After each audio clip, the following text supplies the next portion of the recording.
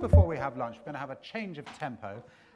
We've heard specific case examples. We're going to spend just a few minutes now informing, reminding you of some of the industry-wide initiatives that are already there, actually, to inspire, to engage you. It's an elevator pitch, really. 5 minutes each. 4 minutes would be fine. 3 minutes even better. No, not really.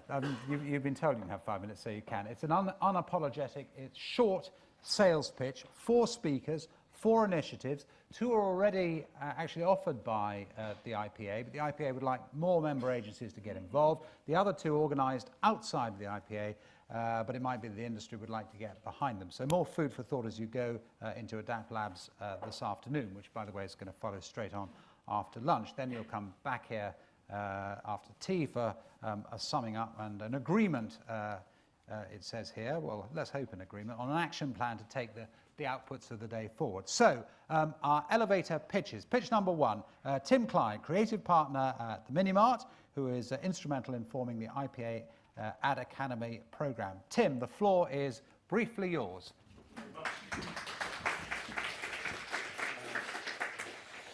Thanks very much. I'll make this very quick because I know everyone's really hungry and we're all looking forward to lunch. But I'll do it in a sort of Boris Johnson style, I guess, rapid sales pitch. Basically, AdAcademy has been going on about 5 years, 5 or 6 years. It was put in place to help graduates and undergraduates understand the world of advertising, go back to their universities, tell the great world about how marvellous our industry is, and then obviously encourage more people to get involved. We've added a jetpack this last 12 months to Ad School, and we've created AdAcademy as well as Ad School.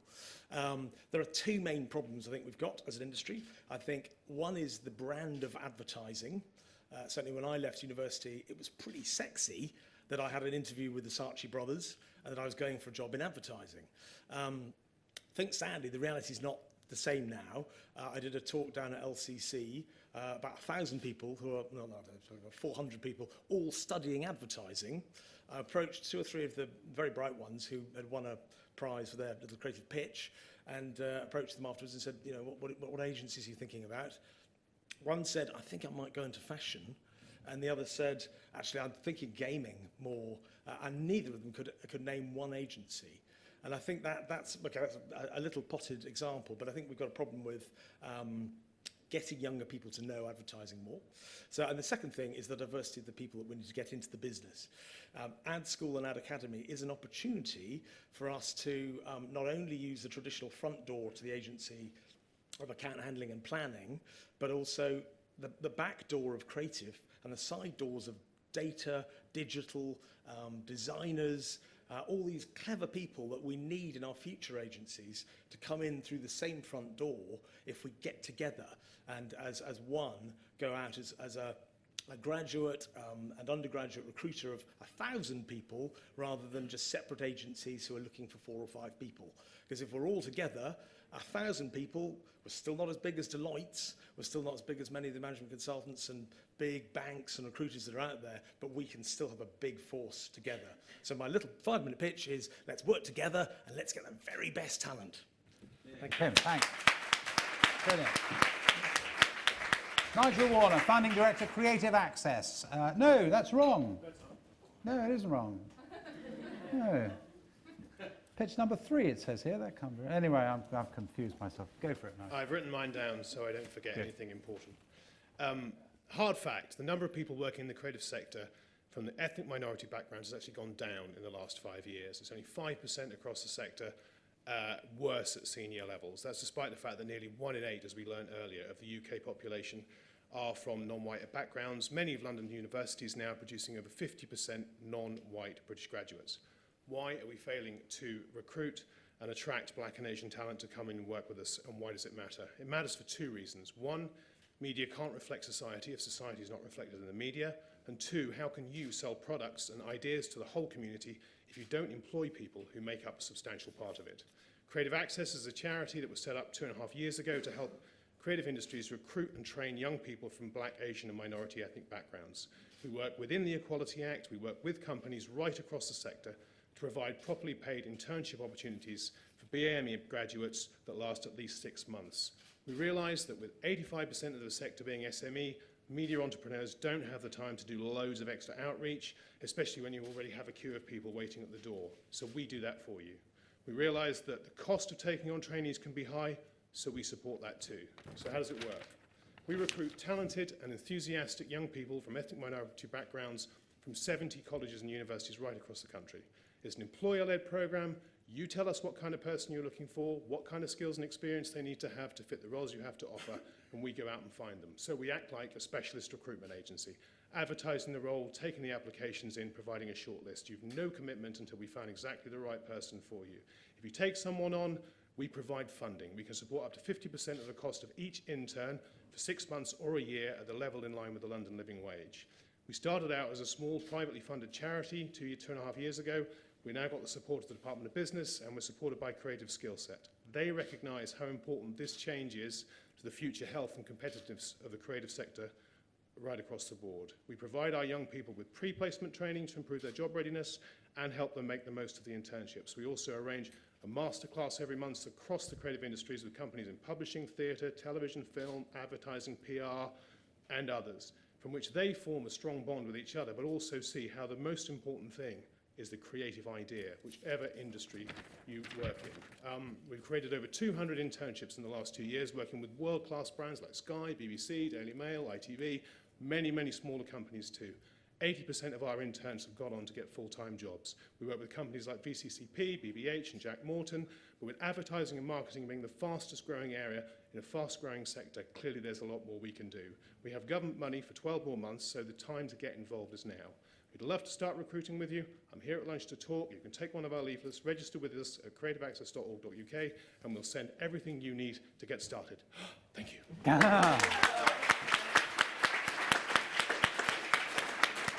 Brilliant. Adam Graham, Chair of BIMA, to introduce us to, or is it BIMA or BIMA? BIMA. See, Evan would have known that, wouldn't he? Anyway, it's the D-Day programme. Go for it. Thank you. Yeah, so BIMA stands for the British Interactive Media Association. Excuse me. And tomorrow, the 8th of October, is one of our flagship events, which is BIMA D-Day, or Digital Day. And we're engaging 4,000 students up and down the country, and we're sending over 100 agency people into schools all over the UK. It's a tremendously rewarding thing to do, both as an agency person and hopefully for the students as well. And what we do is we go in, we spend the day with them, we take them through a bit of a background sort of case study, and then we do some workshops where we do some real life work with them, really. We get them to break off into groups, come up with some ideas for sort of social media campaigns, apps, do some wireframing, some site maps, proper hands-on stuff. And we just let them really get involved in what we do as an industry, in the digital industry.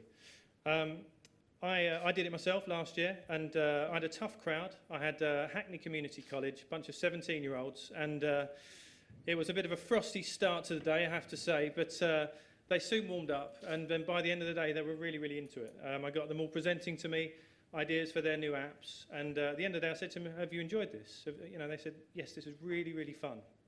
And I said, well, that's a job. This is a real job. People get paid good money to do this for a living every day, believe it or not. And you know, this is the first time that they'd been made aware of, you know, these opportunities. And I think that's the key, really. You know, the point of D-Day is to make them aware of the different digital opportunities and agency opportunities there are. And I think the fact that a lot of agencies resemble a teenager's bedroom probably helps as well. We did a little bit of research, and the survey we conducted last year said that sort of kind of three key things, really. A lack of awareness of the digital industry and the breadth of career opportunities available. Only 36% had any understanding of what the digital industry is and does. There was a lack of resources and teaching in schools to make pupils aware of digital careers. Only 33% had seen any information or been told anything about the possibilities of working in digital. And there was a direct correlation between awareness of the digital industry and a desire to work within it. Prior to D-Day, less than half of those taking part had considered a career in digital, but post D-Day, 87% felt that the D-Day has made them think more carefully about a career in digital.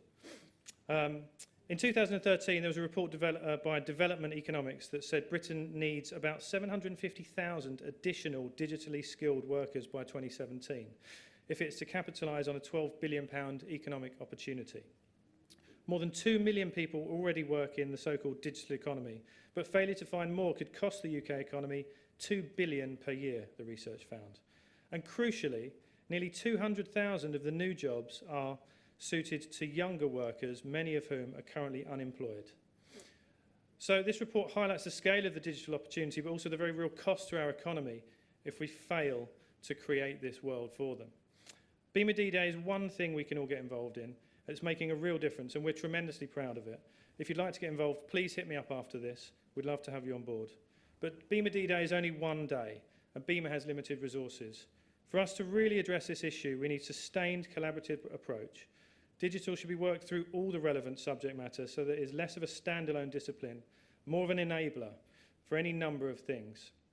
Like speaking a language or basic maths, digital is an essential skill for life. We all stand to benefit from more digitally savvy school leavers.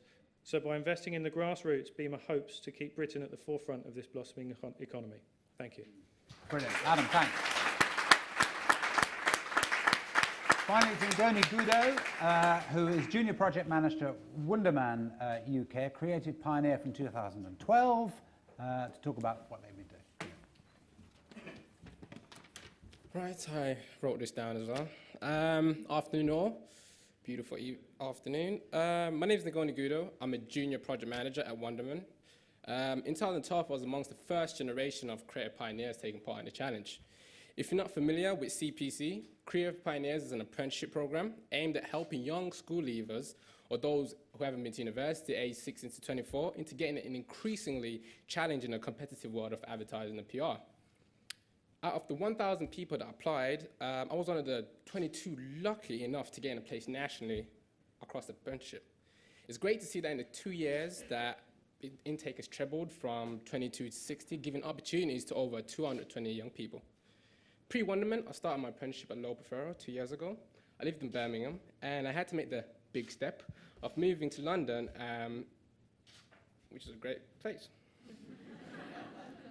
At Profero, I started off as an account coordinator. Then I requested to move to project management, just to get more of an understanding of the end-to-end process of a project. It was an amazing start to my journey. I was tough, it was challenging. I had to study and work at the same time. I practically had to grow up within a matter of months. But I learned so much, such as people management, organization, improved my attention to detail. I didn't just show up and sit there all day printing stuff and making tea, which goes a long way if it's a hard day. They showed faith in me by handing me projects starting from 5,000 to 50K. And now moving to Wunderman, the bar has been raised even higher. It can feel intense at times, but I love the belief I've been shown by my head of department. Now I'm managing projects reading up to 100,000K. And from the beginning to the end, and hopefully with a little bit of patience and a little bit of time, I can make that step to becoming a project manager. When I made that decision that marketing and advertising was a good fit after having studied law, I was almost set out with the initial task of being a marketing director at the age of 30 for brands like Sony and Microsoft. I was also about to venture off to university to do it, which was great, but deep down I felt that practical experience and learning from on the job suited me better and suited me well. My parents had different ideas, but they knew I was ambitious enough to do well, and now they're really proud of me, which is one of my main objectives, just to always make them proud. And the benefits of the program don't only help me, they also help employers. For example, access to fresh, digital, diverse talent, born in the digital world, and who, given the chance, can bring fresh ideas to the table. Who knows, you can find your unicorn. And in partnership with the Metro, it helps you raise your agency profile, opens up an opportunity to get involved in Advertising Week, and IPA and training providers are always on hand to provide support to both employers and apprentices. And if IPA at School Academy can take 1,000 graduates, why can't it take 1,000 apprentices? And best of all, it comes at no extra charge to members and free for non-members in the spirit of being a community and working collaboratively. Over the last 2 years, I've been quite lucky to get involved with the ongoing CPC events, such as speaking at the Metro, the event that took place in July. And last year, before myself, Janet, and Layla, we went off to Birmingham to try get things started over there, hopefully kickstarting that. And I always hope to provide support to the IPA and apprentices as well.